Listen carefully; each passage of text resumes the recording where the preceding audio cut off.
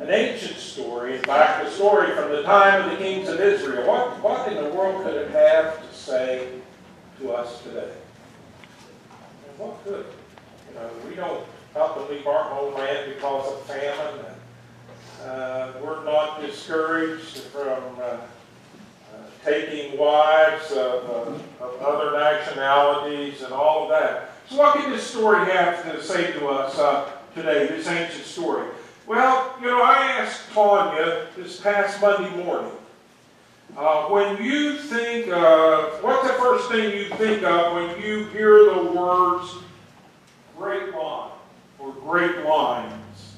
And the first thing she mentioned was also the first one that came to my mind. It comes from John F. Kennedy at his inauguration speech. Ask not what your country can do for you. Ask what you can do for your country. Great line. Great line. I thought I'd share just a few of my favorites. So here you go. Bear with me. This one says, our job is to love others without stopping to inquire whether or not they are worthy. Thomas Merton. Here's one from Harry Truman that I like. It's amazing what you can accomplish if you don't care who gets the credit. Here's one from Helen Keller. I thought it was amazing. A woman who was blind. She says, keep your face to the sunshine and you can never see the shadow. I've decided to stick with love. Hate is too great a burden to bear. Martin Luther King Jr. And the world isn't the only source of lines that shape our lives. The Bible's also full of great phrases that are remembered and quoted in a variety of situations. From Psalm 23, the comforting verse, the Lord is my shepherd. From Jeremiah, we get this assurance, for surely I know the plans that I have for you, says the Lord, plans for your welfare and not for harm, to give you a future of hope. And from 1 Corinthians 13, love is patient, love is kind. Love is not envious or boastful, or arrogant or rude. One that's from Philippians 4:3 says, and I tell myself this quite often, I can do all things through him that strengthens me. In Romans 8, we're promised that we know all things work together for good, for those who love God, who are called according to his purpose. Then we have the gospel in miniature. Most folks know it, John 3:16. For God so loved the world that he gave his only Son, so that everyone who believes in him may not perish, but may have eternal life. And another comes from our text today, in the book of Ruth. When Ruth says to Naomi, where you go, I will go. Where you lodge, I will lodge. Your people shall be my people, and your God my God. Now, what's so special about these lines from the Bible? For starters, they're true. They capture important insight about the nature of God and human beings. The Lord is caring and protective toward us as a shepherd is toward his sheep. God really does watch over us, making plans for our welfare. Christ really does strengthen us to meet the challenges of our lives, and all things tend to work together for good when we love and serve the Lord. You see, these biblical lines are concise summaries of bigger truths. But great lines also shape us because they capture an entire story in one line. In the book of Ruth, we hear it, and you're going to hear it several times this morning. Where you go, I will go. Where you lodge, I will lodge. Your people shall be my people, and your God, my God. This line shapes our life because it captures the entire story of the book of Ruth, bringing to mind the faithfulness of Ruth to her mother-in-law Naomi, which in turn is a picture of God's faithfulness to us. Her comment mirrors faithfulness to us and reminds us of Christ's promise to never leave us nor forsake us.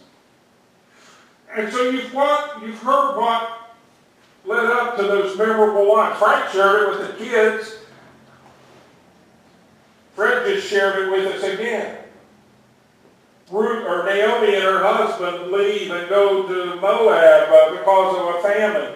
There, Naomi's husband dies. Her 2 sons marry Moabite women. The 2 sons die. Naomi says things are better back in Judah. It's time to go back home now. She tells the girls to stay there in their homeland. Orpah decides to stay. Ruth says, I'll never leave you. I'll never leave you nor forsake you, Ruth. Or no, Naomi, I'm going with you. Says, where you go, I will go. Where you lodge, I will lodge. Your people shall be my people, and your God, my God. And when Naomi sees that Ruth is faithful to her and determined to stay with her and her God, Naomi allows her to come along. That memorable verse captures Ruth's faithfulness. And that line is repeated in a variety of settings, even appearing inside wedding bands and on picture frames on coffee tables. I even had one couple who repeated them to each other at their wedding. These words of Ruth expressing her determination to be faithful to Naomi and to God have actually shaped our lives and changed the way we talk and feel. And we remember these words. I shared them with Tanya the other day. Same morning I asked her about the great lines. Oh, I remember those words, she said. I remember them. Because they reveal something essential about Ruth. She was a woman of deep faith and love. But we also remember these words because they summarize the entire story and remind us that God used this loving and faithful woman in a powerful way. Ruth went to Bethlehem with Naomi. And there she married a man named Boaz. She married him and had a son who became the grandfather of David. And because Ruth remained faithful to Naomi and God, she was able to become an ancestor of the greatest of Israel's kings and also an ancestor of Jesus. Thus Matthew records her name in the lineage of Jesus. But let's not assume, however, that love and faithfulness always leads to perfect Hollywood endings. We know from living life that it doesn't. When Ruth promises to stay with Naomi, she doesn't know that she will end up with a husband and a child. She doesn't know that. Here's 2 women, least in that day's society, not even able to provide for themselves, needing a protector and a provider. And when the 2 women arrive in Bethlehem, Naomi is bitter and empty. And at this point in the story, we do not know that Ruth will become Naomi's Savior. We do not know that there will be a new family and plentiful food. All we are left with is Naomi's emptiness. That's all we're left with, her emptiness. And this is often where we find ourselves, with a scary diagnosis,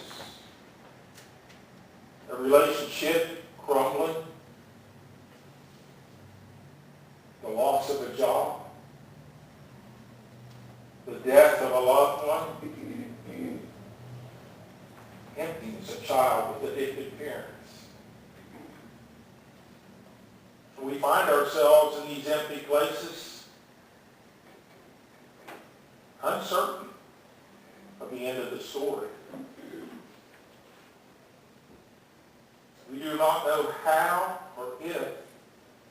fortunes, our security, our confidence, or our hope will be restored.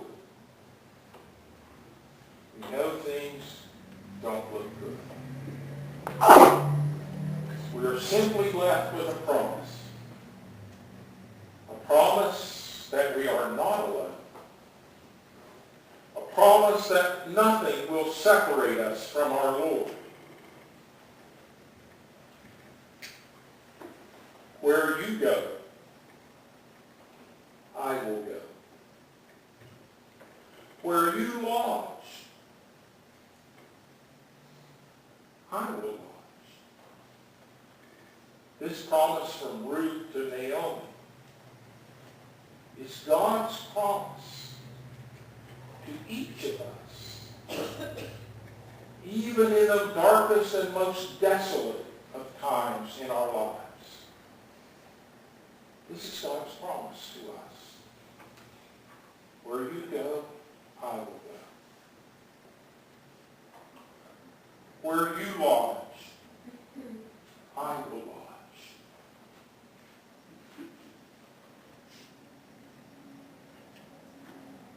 And folks, that's a lot.